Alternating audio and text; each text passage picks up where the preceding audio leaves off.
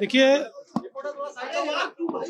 आप सबने देखा होगा कि जो पिछले आर्थिक वर्ष का लास्ट क्वार्टर है उसमें भी अपेक्षा से अच्छी हमारी व्यवस्था रही है, अर्थव्यवस्था रही है।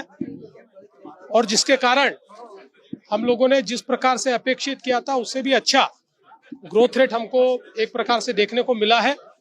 और मैं अपेक्षा करता हूं कि इस साल भी थोड़ा मॉनसून का उस पर असर होगा, लेकिन हमारे तीनों सेक्टर अच्छे तरीके से ग्रो करेंगे, ये मेरा विश्वास है। नीट को लेकर जिस तरीके से कॉकरोच का क्या? देखिए, ये जो प्रोटेस्ट हुआ इसने ही उसका भविष्य और भवितव्य हमारे सामने खुली किताब की तरह रख दिया। जिस प्रकार के नारे वहां लग रहे थे, जिस प्रकार की बातें वहां हो रही थी, मैं ऐसा मानता हूं भारत के युवाओं की अभिव्यक्ति नहीं थी।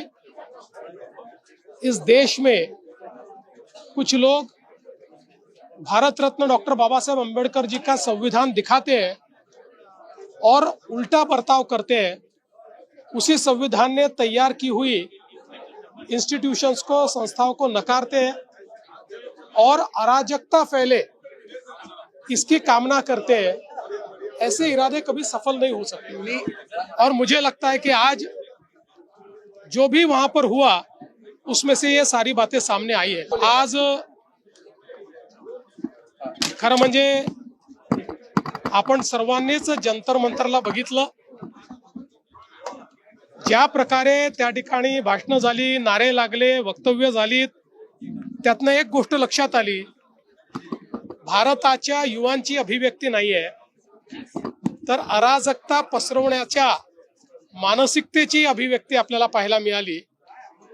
आणि विशेषतः भारतरत्न डॉक्टर बाबासाहेब आंबेडकरांचं संविधान हातात घ्यायचं आणि त्या संविधानाने तयार केलेल्या संस्था नाकारायच्या, त्या संविधानाने तयार केलेली व्यवस्था उखडून टाकायचं बोलायचं। संविधान म्हणजे केवळ पुस्तक नाहीये, त्यातल्या प्रत्येक आर्टिकल मध्ये या देशाच्या लोकशाहीची तत्व आहेत। ती तत्व नाकारणारे पुस्तक घेऊन फिरले तरी ते भारतरत्न डॉक्टर बाबासाहेब आंबेडकर विरोधी आहेत, ते संविधान विरोधी आहेत। त्यामुळे मला असं वाटतं की आज या अभिव्यक्तीने त्यांचा खरा अराजकतावादी चेहरा आणि मनसुबे हे उघडे झाले आहेत। कुठलंही समर्थन मिळालेलं नाही।